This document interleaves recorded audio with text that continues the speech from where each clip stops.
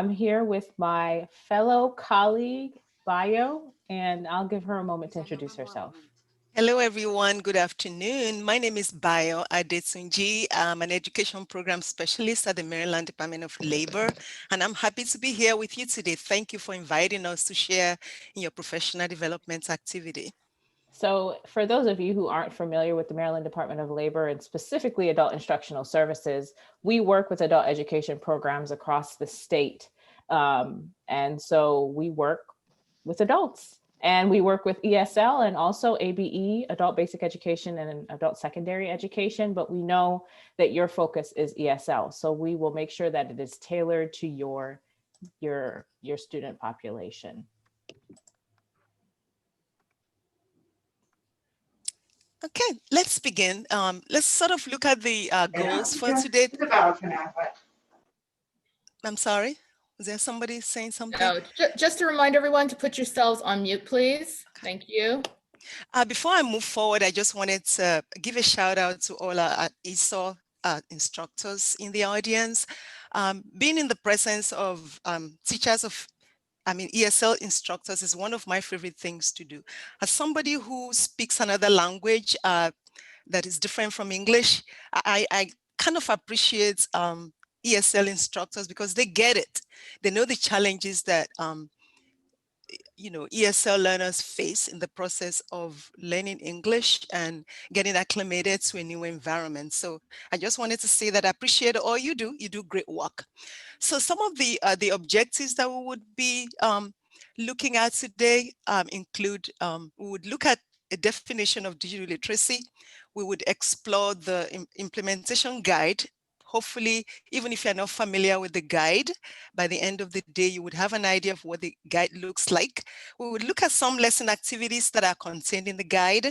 We would also look at some methods for building digital literacy. We know that digital literacy is very important, so we need to focus on it, not just as instructors, but also in our personal and professional lives. So hopefully we'll be able to apply digital literacy, the framework as well, to existing instructional context.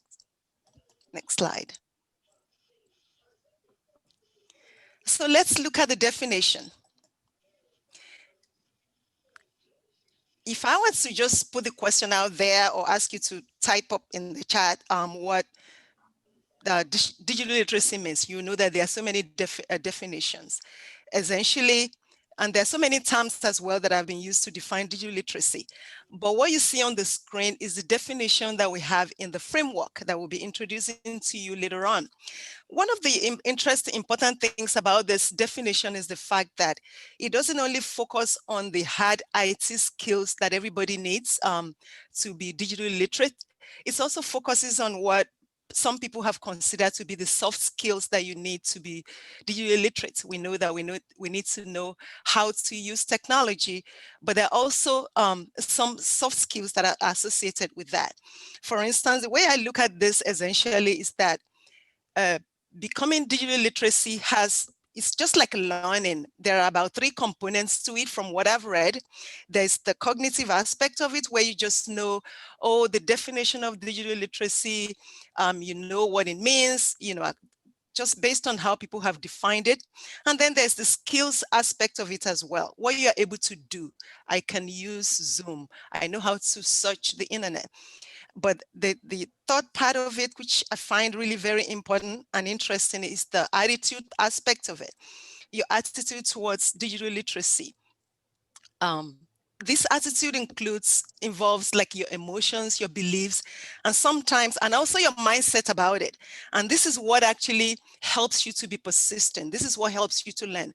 We know that we are all at different levels in terms of our digital literacy skills. So this definition, as you see, is also important because later on when we introduce the framework, you will see that the elements that we have identified in the framework are also indicated in this framework, this aspect of being able to find, evaluate, create, and communicate. And also the B part of it talks about developing digital citizenship and the responsible use of technology. So as I indicated, it doesn't only focus on the hard IT part, it also focuses on the social skills, on the soft skills that you need.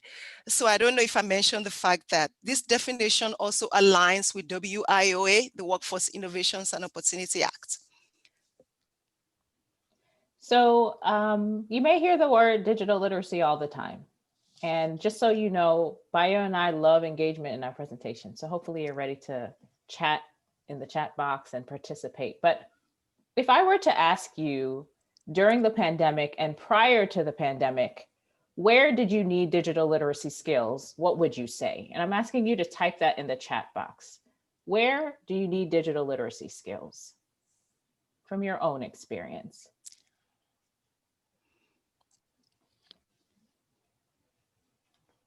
So we'll give everybody a moment to type in the chat box. Where do you need digital literacy? Shopping online, yes. If you haven't shopped for groceries online, I have done it. It's wonderful. Just to throw that out there. All right, but even clothes, Amazon. Thank you for that, Mary. Amy, library catalog search, yes. And research on library websites. Christine puts accessing your English class. William put holding meetings. Very good. I want you to also think of personal life. Where do you need digital literacy skills? When I go to the doctor's office, I have to sign in on a kiosk. Is there anywhere else? All right, we have Andy put research on ESL topics. Mary put emailing friends and relatives. Sue, banking. Yes, these are great. Okay, thank you for that. You can keep typing it in. If you look at the screen, you will see a quote, and it talks about getting a job. So not only for seeking or applying or getting a job do you need digital literacy skills, but it also expands into educational, civic, and healthcare advances. Telehealth is an example of this. Some of you put ESL test taking, checking the news, filling in applications. All of these are areas in which we need digital literacy skills. It's an obvious need. For me personally, I think about when I teach my students how to get an email address. Is it enough for me to just teach them how to get an email address, or am I to teach them some of the things that surround having an email address? Are there things that they shouldn't click on? Are there things they should click on? So it's more than just having an email address, but how do you use it well and avoid issues? And so what we're talking about today kind of goes into detail about digital literacy beyond the technical, as Bayo has already mentioned. Here's another quote when we talk about employable graduates. Some of your learners want to graduate from the ESOL program to then attend college, or some want to get a better job. There are different goals, but digital literacy and digital competence are important when we talk about these future goals. So what we're going to do is first define a little bit of the elements of digital literacy. And we're going to do this through a short video that Bayo and I created. And it highlights the framework. And this framework lists 7 interconnected elements for an individual to be digitally literate. So take a look, pay attention. We'll have a little mini quiz after. It's a short video, and then we will continue.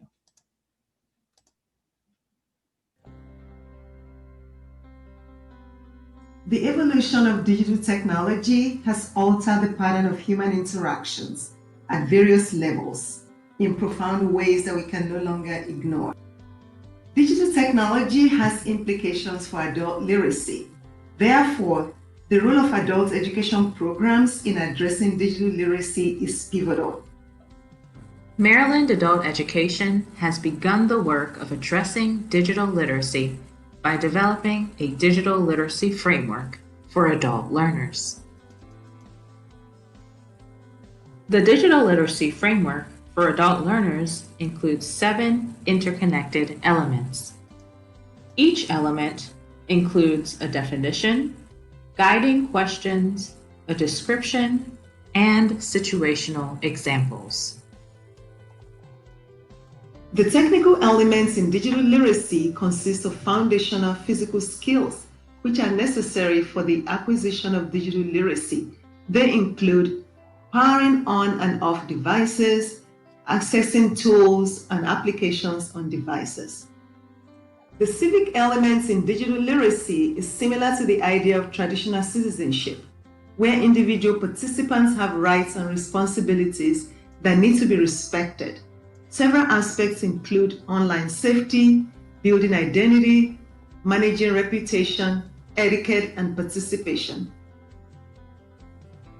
The communicative element in digital literacy enables the individual to access and share a variety of digital resources and materials with others using various platforms.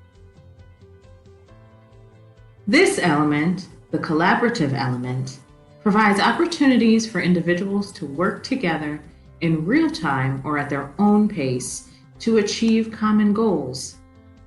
The collaborative element includes teamwork, problem solving, expanding horizons, and being engaged. The computational thinking element allows an individual to leverage digital media and technology to solve a problem. Adult learners can utilize technology to simulate complex situations to determine potential outcomes. The investigative element is the ability to search, identify, and validate information. These skills help an individual to make meaning from information and identify reliable and relevant sources. The last element of the digital literacy framework is the productive element. This element highlights participation in the digital environment by means of curation and content creation. So that video is a summary of a resource that we have at Maryland Department of Labor that's available to you. We'll make sure to put that link in the chat box. As Amy mentioned in the chat, she was at a presentation earlier this year. It's hard to believe, right? It's hard to think that COVID hasn't been around the entire year, but prior to COVID, I presented at the McHale conference about digital literacy, kind of the element that you've seen here. Today, we're going to focus on an instructor implementation guide. But before we jump in, we'd like you to participate here in a little poll everywhere exercise, if I can get it to work. We want you to define the communicative element. And I don't think it'll work here, but if you see on the screen, we have 4 options of definitions. In the chat box, can you write A, B, C, or D? Which one of these would define the communicative element?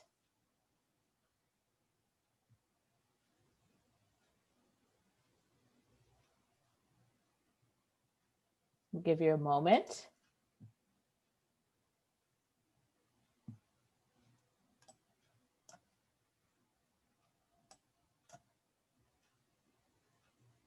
All right, wow, we have lots of individuals who believe that B is the correct answer.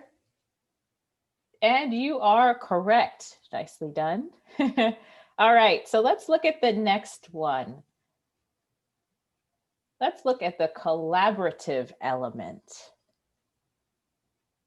If you had to define the collaborative element, what would you choose? A, B, C, or D?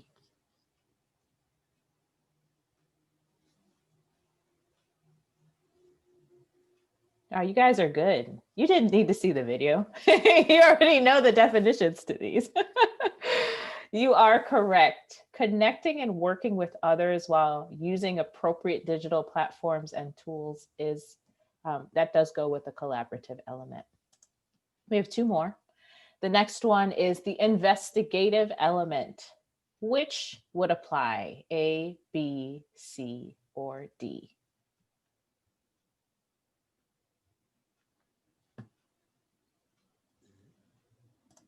While you guys type that in, Bayo, I have to open this in Google instead of another browser. So that's what I'm going to do now. And then I'm going to reshare so that this will work.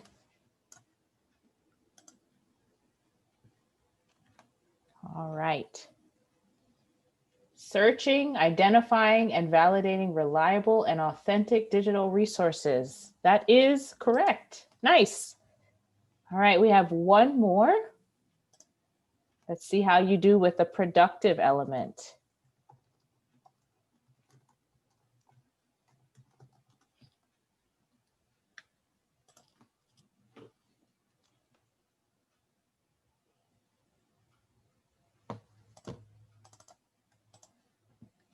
Creating content and or products through the use of digital tools. Well done, everyone. You are correct. So you have an understanding of what digital literacy is. Thank you so much for participating.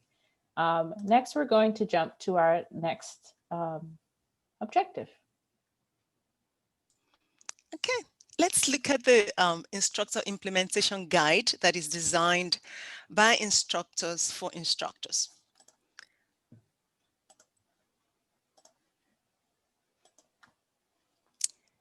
Here's the guide that you see on the screen. I think a little later, Jamie will take us through, give us a tour of the implementation guide. You will see how the guide is structured. But the idea essentially behind this guide is to approach it from the point of view of encouraging instructors, whether you're an ESL instructor or an AB instructor, to continue to focus on content. It's focused on the content, not essentially on the elements that we just presented. So the guide contains lesson activities, not lesson plans. So next slide, Jamie. Yes. I'm actually going to switch my screen here for a second. Give me one moment.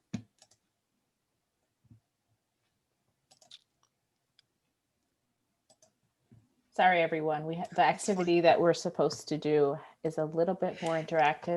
Yeah, sorry. Just while Jamie is doing that, I just wanted to share my experience with this guide itself. Just looking at the guide, I've gone through some of the lesson activities. You realize that it's designed to be flexible, even though you will see later on how it's structured. It could be perhaps a specific lesson activities is designed for ESL level 1. It depends on the needs of your learners. You can adapt it because it's flexible. You can use it, you can adapt it to the needs of your particular students, the type of students that you have in the classroom, or their educational functioning level rather. So it's supposed to be flexible and adaptable. So there are two sections to the implementation guide. You have the part 1 and the part 2. So next slide, please. The part 1 essentially are the lesson activities that I referred to earlier. Each lesson activity has a title. It has the lesson, the learning objectives.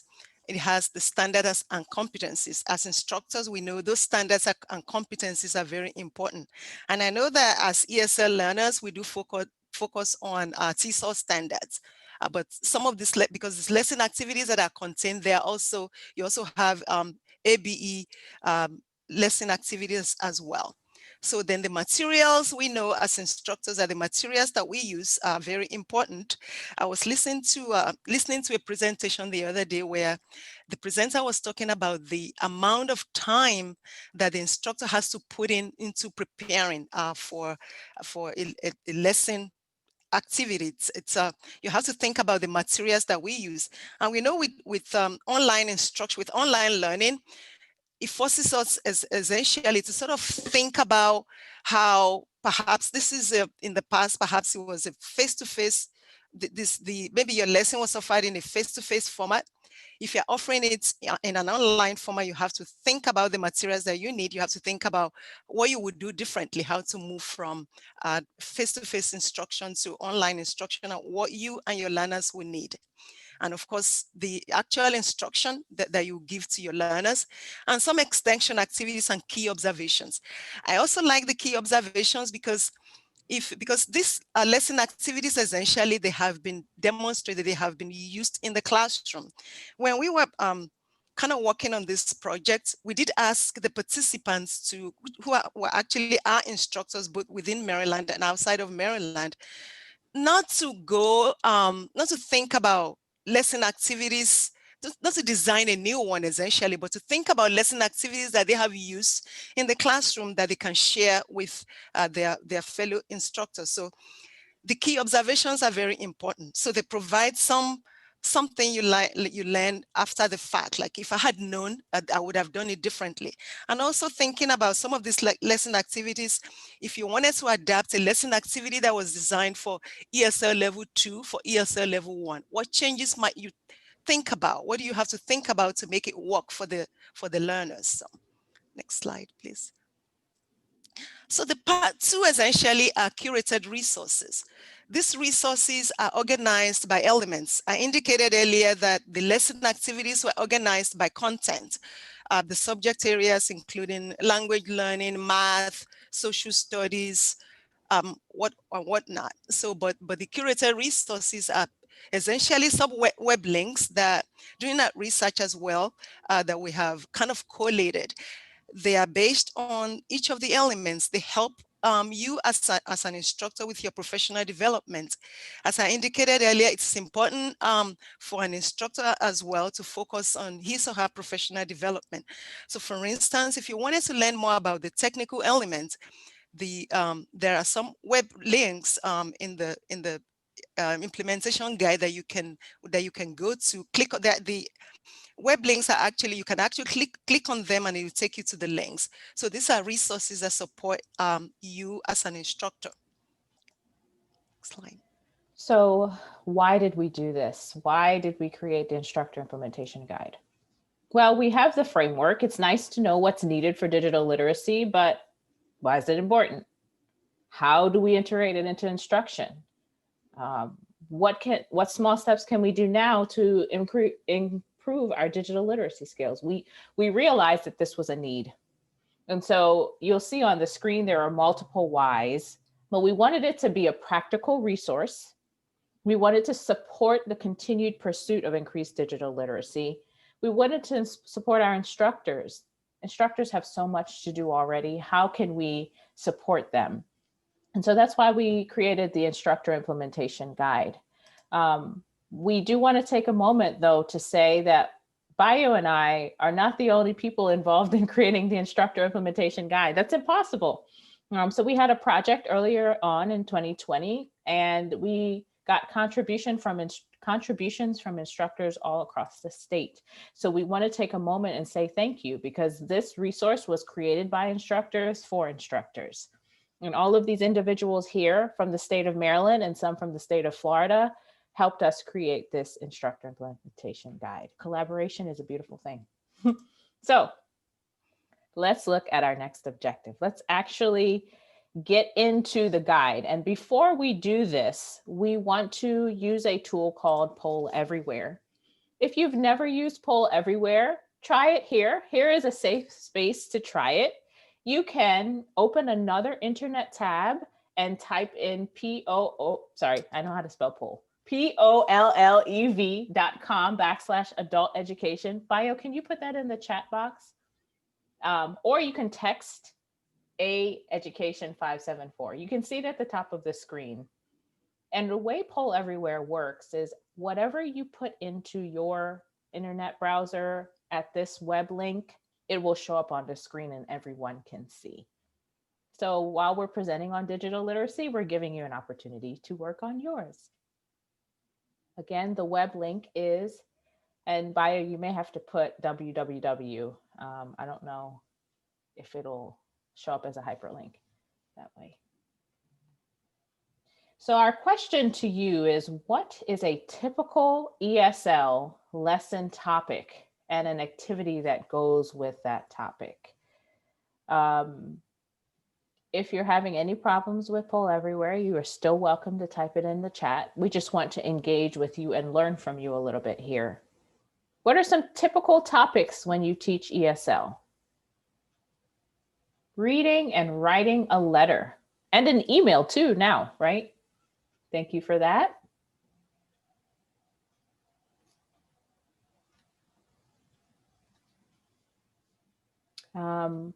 When I teach ESL, I teach health, going to the doctor, reading medicine labels, What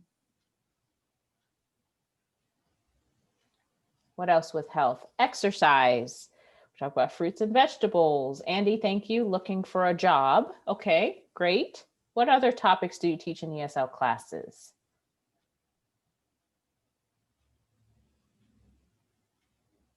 Give you one more moment. Telehealth. Okay, that's probably one of the newer lessons, right?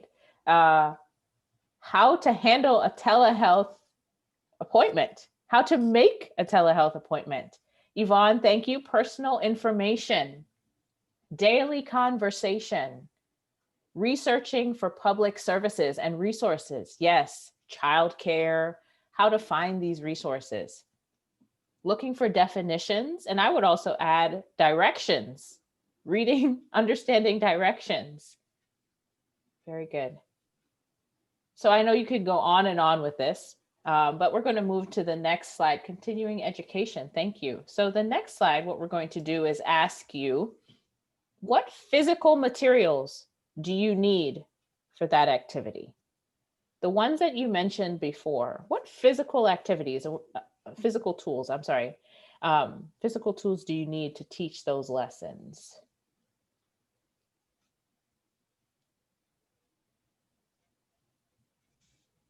Okay, a phone, like if you're teaching them how to make an appointment, you'll have to teach them how, get the phone and practice. Writing out vocabulary, so pen, paper, maybe the dry erase board in front of you. To teach personal information or filling out applications, what physical materials would you need? Pen, paper. Okay, if you're teaching them how to read and write an email, you may need an electronic device, a computer. Okay, ID cards, yes, for personal information. So the purpose for us asking you this question is so you think about what you're normally teaching. And what we're going to look at is how you can adjust it slightly to include digital literacy. Realia, yes, I was looking for that word. Thank you, whoever wrote that. A whiteboard.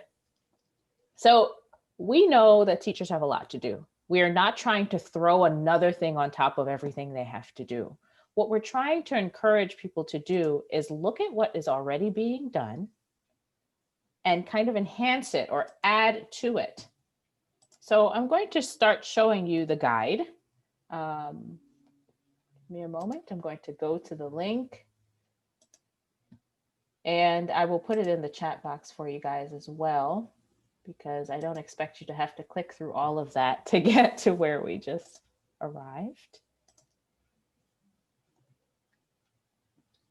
Bayo, would you mind putting actually, I can just do it right now because I have it right here. I'm going to put this in the chat box for you guys. This is the link to the guide that we're going to look through now. Please feel free to download it. It is available to you for download. So the guide is more than 130 pages. I will say that. So don't be intimidated by it. What that means is there are a lot of resources for you. And we tried to organize it in a way that made it user-friendly. So what you'll see is the introduction, the acknowledgements, and how to use the guide. But what you'll see for part one, as Bayo mentioned earlier, is we have lesson activities, and you'll see that the themes for the lesson activities, we have general digital literacy, we have college and career, we have social studies, math, reading, language learning. Because you are ELA focused or you work within ESL, it doesn't mean that you can't look at the math section. What we encourage is you look at the different activities and see how it can be adjusted to fit your context. You'll also see part two, as Bayo earlier mentioned earlier as well. And this lists curated resources based on the elements of digital literacy. So let's start with language learning. And you'll see that there are, I think, 8 lesson activities here. They're not full lesson plans. They're meant to be placed within the lesson plan as a whole. So let's look at the first one here, cooking up a recipe. How many times have you taught recipes or measurements or food? And you'll see that it lists the level that it was used in. So this was used by an instructor, and this was the level that the teacher was teaching.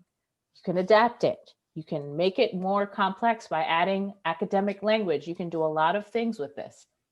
What you see here is it uses the productive and technical elements of digital literacy.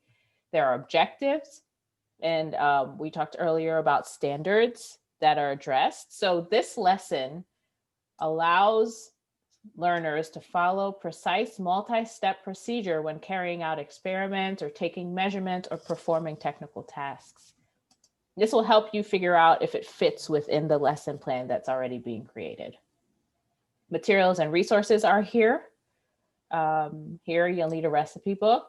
I use a lot of Pinterest for my recipes, so maybe that's what you'll use. Again, there's some adaptability, there's freedom to adapt. You'll notice that the instructions have pre-teaching, teaching, and wrap up. This lesson activity is not all on a computer.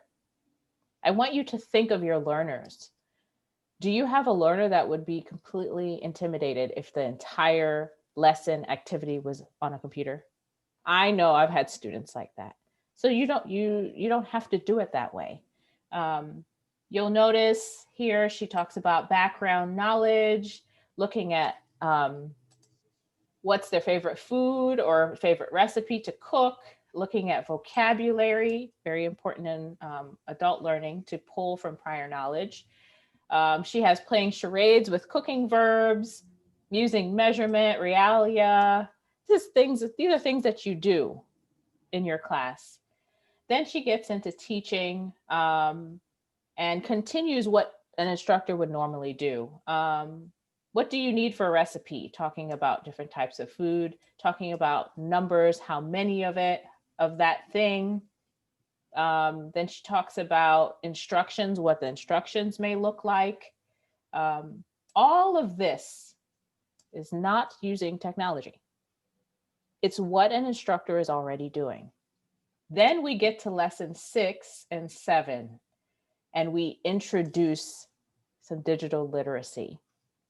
Before they get on the computer, let them look at a recipe book, talk about the title. Is it too big or too small? Look at the formatting of the ingredients, and then you get them to a computer. And then you teach them how to press enter and how to choose numbers or bullet points. The point of this is one step at a time and integrate it into the instruction that is already happening. The third page of this particular lesson activity has extension activities, how you can extend this activity, and then some key observations. And I know that Bayo really likes the cultural note here. Not every culture uses recipes. I know, I'm from the Caribbean. If I say to my mom, "How did you make that?" She says, "Oh, a little bit of this and a little bit of that." And I'm like, "Mom, that's not helpful." I want some measurements. The cultural note here is not everyone is familiar with a recipe. And so that's okay. And you can teach them how to bring in their prior knowledge and apply it here. So this is just one lesson activity. Bayo, did you want to add anything else to this part? Yeah, thanks, Jamie. I was just going to say as well that it's very important to sort of, I think this lesson activity, if I'm not mistaken, no, this isn't the one that I was thinking about. Some of these lesson activities are good for, I think that there's a specific lesson activity that in there that I think the title is Getting to Know You with Digital Maps. I think the contributor wrote that lesson activity for your beginning ESL level 1, maybe for the first week of classes, for instance. We did mention the fact that the lesson activities are supposed to be flexible. They can be adaptable. So this one, the one that Jamie just talked about using a recipe, you realize that even the key observations are based on the specific educational functioning level that this activity was built for. For instance, teaching them how to click on, use a mouse. Your learners may not need all of that because maybe perhaps you already know that they are advanced. They don't need to be taught how to use a mouse. So it's important for us to know our learners where they are. And if your lesson activity, for instance, is based on being able to use a desktop, for instance, a majority of your learners use a cell phone. You would have to think about how to adapt that to ensure that your learners are able to all participate. Maybe they have some barriers that wouldn't enable them to be able to use whatever device there is. So we kind of are emphasizing the fact that the activities are flexible and they're adaptable. So that's really very important. Yeah, Bayo, you brought up something that someone has asked before. What if in my class we have no technology? I wonder if that's any of your experience. No computers, maybe no Wi-Fi. The response to that is, there are two responses. One is that mobile phones are considered technology and most of your learners have it. The second response is some of these lesson activities can be done without a device. You're teaching them how to function as if they had a device. If you, an instructor in the front, have a screen, then you can demonstrate it. You can walk them through it, even if they may not have it in front of them. Amy, yeah, I see no computers and no Wi-Fi in the classrooms. So you have to become creative, but you are able to teach digital literacy to prepare them for the future. Where they are, teach them where they are, and some of the skills. When we talk about digital citizenship, teach them in the class so that when they face it, they are equipped. So I'm going to end going through the resource and go back to the slide deck by showing you two parts. Each of these lesson activities, some of them have links in them for handouts. Let me see if I could find one really quickly. If there is a link here, some of them are websites, but some of them are handouts. And I should have, here we go. The handouts are in the appendix. So when you click on the link, it's in the document as well. So you won't have to, go and find it externally. The other part I wanted to show you is the curated resources part. If you don't know where to go and you need to work on your own digital literacy or you need tools for your learners, we have links here as well. So this is general. It has documents, there's libraries, videos, courses, websites. It's a mix. And you can click on the link and it'll take you to different things. And then after, for each element, if you want to work on civic, for example, we have some resources here to show you how to integrate it into your class. So that's the instructor implementation guide. Again, the link is in the chat box and we encourage you to use it. But we have a couple more objectives that we're going to touch on today. Thank you, Jamie. I'd like to basically touch on some methods for building digital literacy. When I sort of talk about this, I'm not looking at this in terms of what's good or what's bad, what's the right way to develop digital literacy. The important thing here to remember is that it is important for us to focus on this. It's very vital. We know that digital literacy itself does not replace traditional literacy. People still need to know how to read and write. What it does is digital literacy only sort of expands the skills that we need. It provides us with a different platform that we can operate from. So I see digital technology as, I'm looking at it right now as the tools that you need essentially to be able to solve problems, not for me to just have a fancy technology or just developing IT skills just for the sake of it. That's good. I mean, some people enjoy doing that, but we have to think about the problems that we're trying to solve. And remember, I did mention earlier on that there are three components: the knowledge, the skills, and the attitude. This first part, the resetting one's mindsets kind of emphasizes the attitudinal aspect of it, the mindset that you need to be able to build digital technology, to be able to develop your digital technology skills. And we know that since COVID, we all had to make changes. We all had to think about different ways of approaching the same thing that we had been doing. We were actually forced to change how we had been operating. And there's also the aspect of intentionality that goes with it as well. We have to be intentional. I think this is probably the last slide on that. Did you skip some slides, Jamie? That was the intro slide. Do you want me to go through the details? Right, this is fine here, right here. Thank you. So let's look at resetting one's mindset. As I indicated earlier, I like to look at technology, how I can use technology in every area of life. We mentioned earlier when we were discussing the elements that they are interconnected, that the skills are transferable. Technology is supposed to make our lives easier. I know that that's not always the case. It's sometimes I think they make my life a little bit more difficult. So I'm not necessarily looking for the most challenging. I'm looking for the simplest device out there. And I know out there too, I mean, as our instructors, we know that we are at different levels in terms of our level of comfort with technology.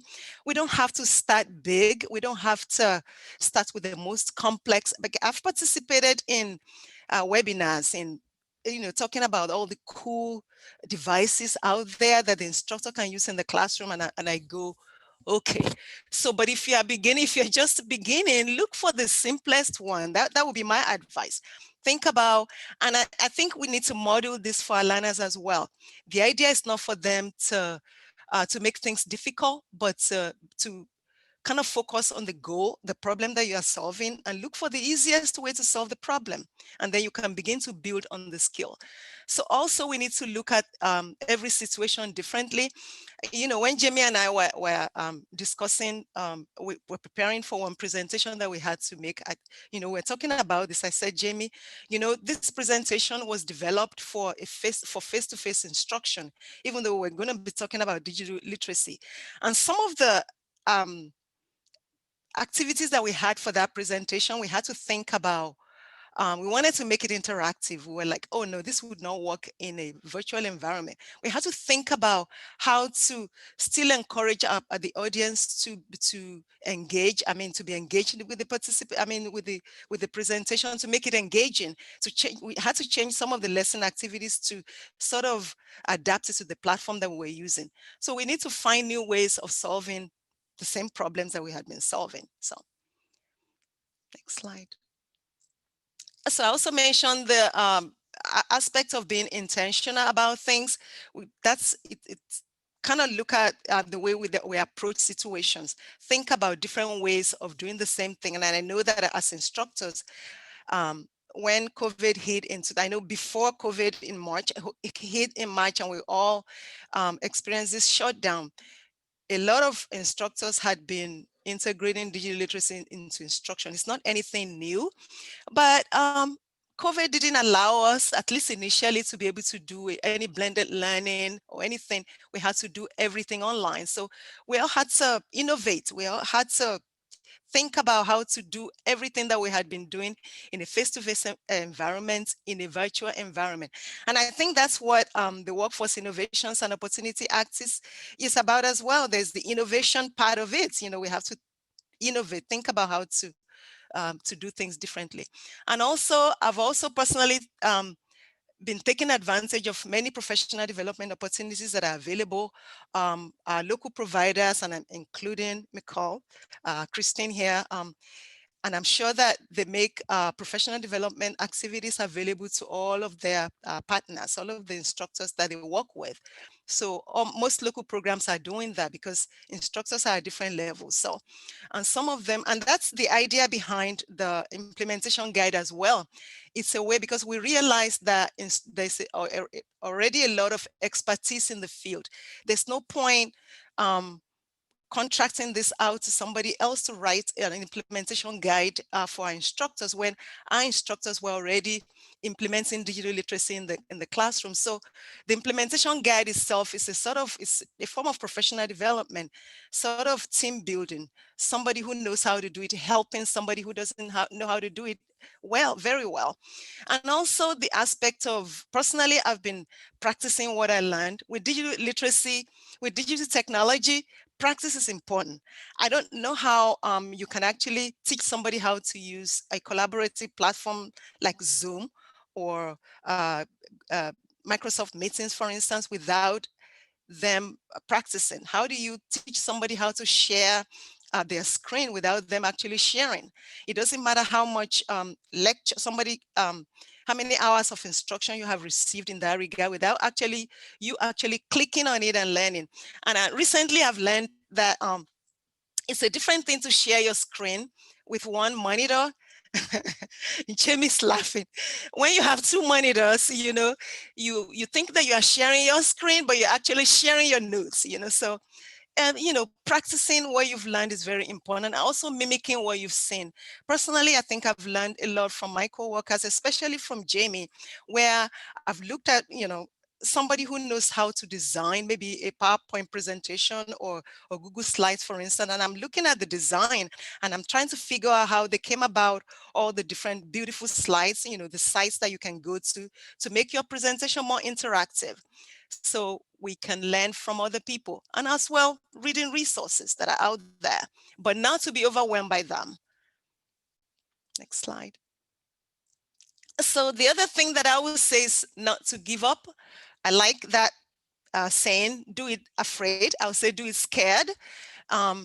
Talking about digital literacy, almost every time that I have to do a presentation, I do it scared because, there's that sense of inadequacy that, I don't really know how to do that. But I don't think that that's what it's all about. It's about wanting to learn. There's a quote that I read somewhere that says that digital literacy is one subject that everybody seems to know something about. But at the same time, nobody really knows everything that needs to be known. So we all need to learn. I'm always learning. And so be persistent as well. I think persistence is that attitude that I talked about earlier. Just keep doing it.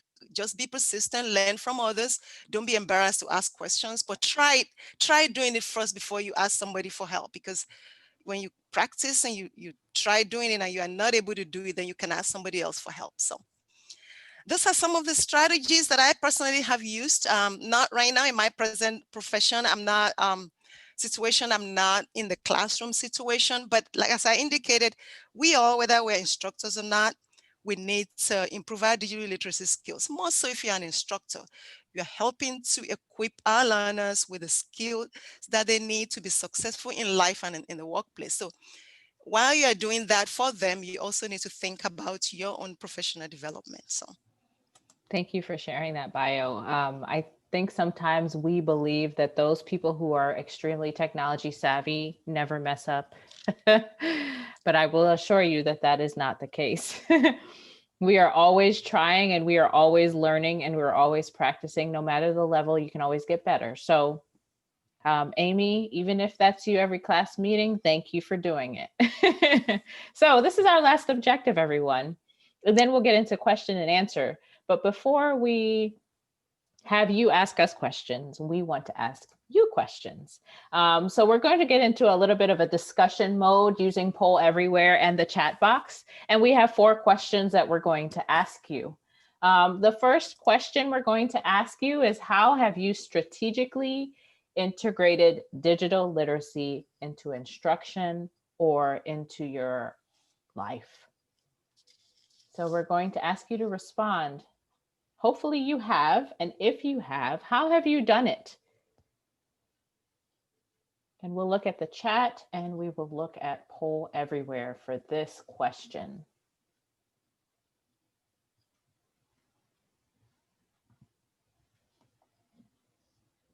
My students use Kahoot for homework. Kahoot is so much fun. It has great music. Bayo, do you want to take Poll Everywhere and I'll take the chat box? okay. Okay, I've had the students practice the screen share feature. I love that on their Zoom to practice for their student presentation. They need lots of practice. Okay. Socorro said Google Forms. Okay.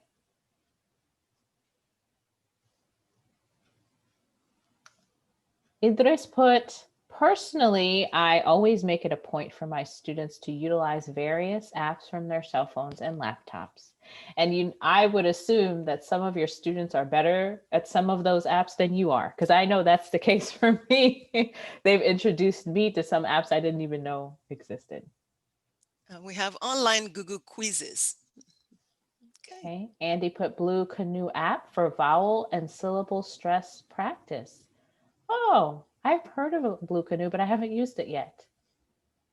Okay, Meg put Google Classroom. Thanks. I think you guys are starting to answer some of, no, you're not. I'm going too fast. All right, so thank you for the responses to that question. Let's move to the second question. What challenges have you faced with implementation of digital literacy? I would assume access is one of the answers that we'll see, but I'm just guessing.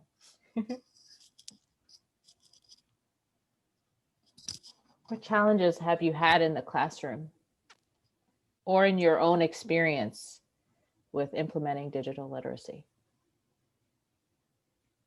Connectivity issues, power outages. Oy vey.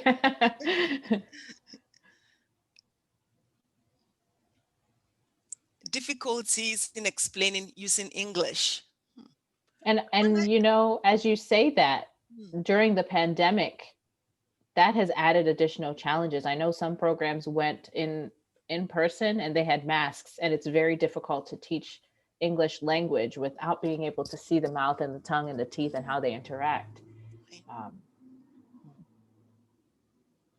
right, on the chat, we see students having trouble finding a private place and having to keep their videos off. Yes, and they talk about that with digital equity. Not everyone has a silent place to be, and not everyone wants everyone to see behind them and where they're living. Yvonne put explaining Zoom functions to new learners, connectivity, transitions between assignments, different technology, cell phones versus laptops versus iPad. Oh, that's so true.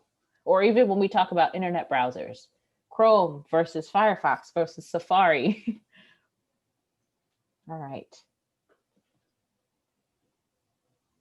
Oh, I just saw a response come in. Let me go back.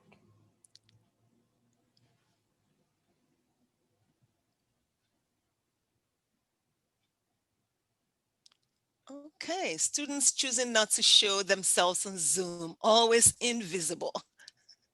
Yeah. That happens. And I'm sure they have reasons for not wanting to show themselves on Zoom. We all know why.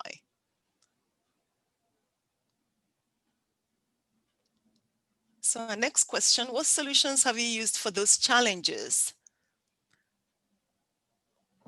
So we have problems. How have you dealt with those problems?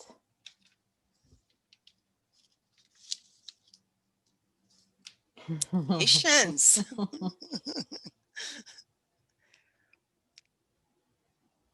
We needed a dose of that, of patience.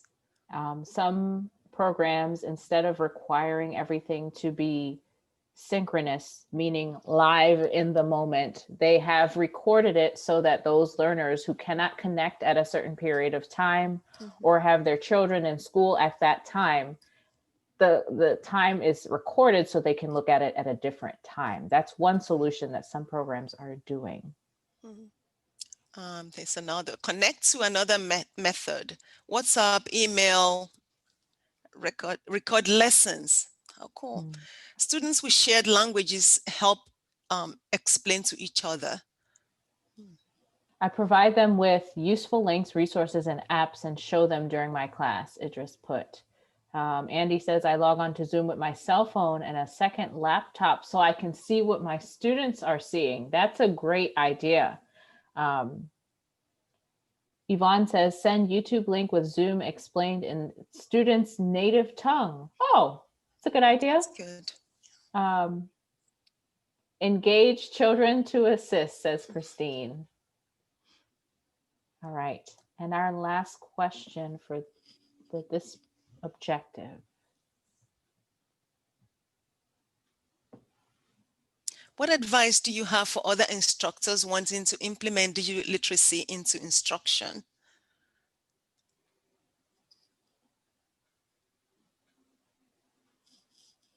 Be patient and flexible. Thank you, Andy.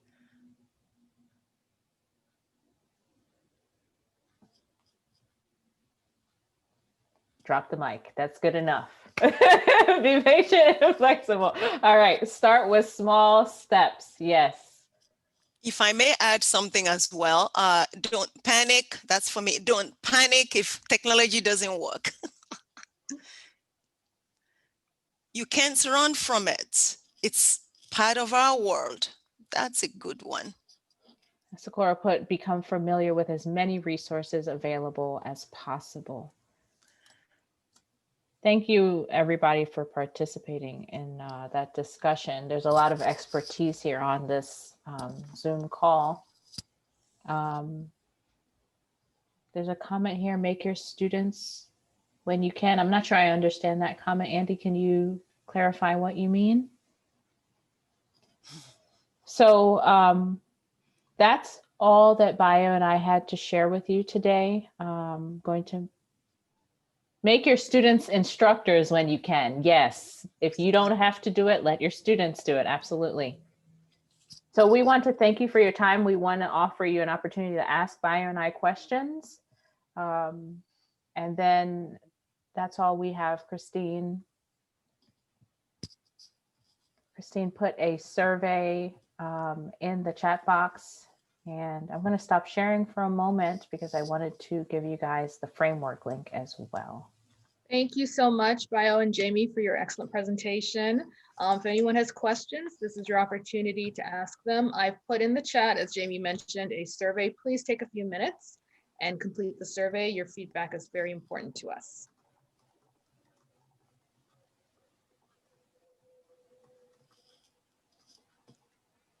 Any questions for Jamie or Bayo?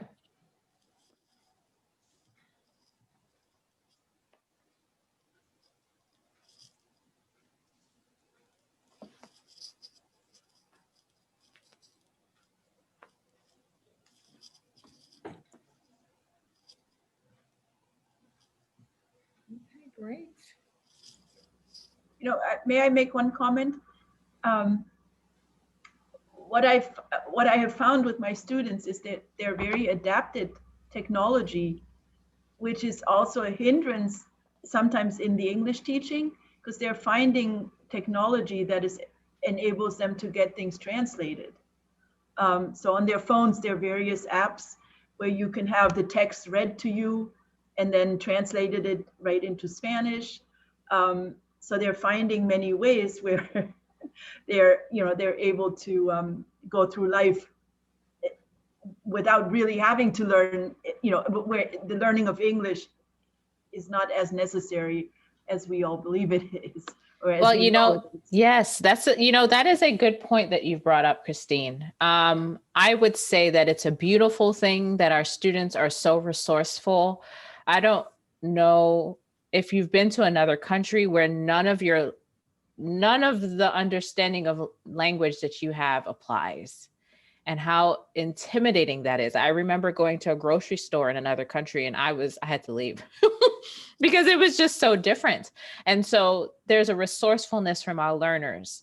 The other side of that is it can become a dependency. Right. However, when we link language learning to future goals, it also changes it a bit. If our students want to find a better job, they can't use that app in an interview.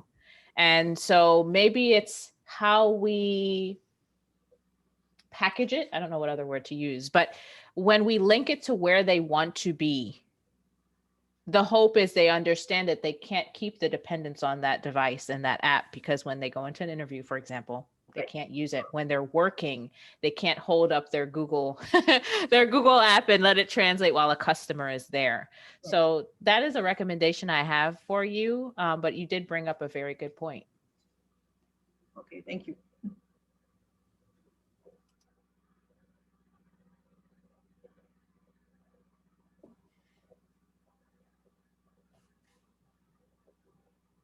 Okay, if there's no more questions, thank you all so much for coming out today. We'll be sending a copy of the recording, a copy of the slide presentation, and the links that were shared today as well. So look out for that by Friday.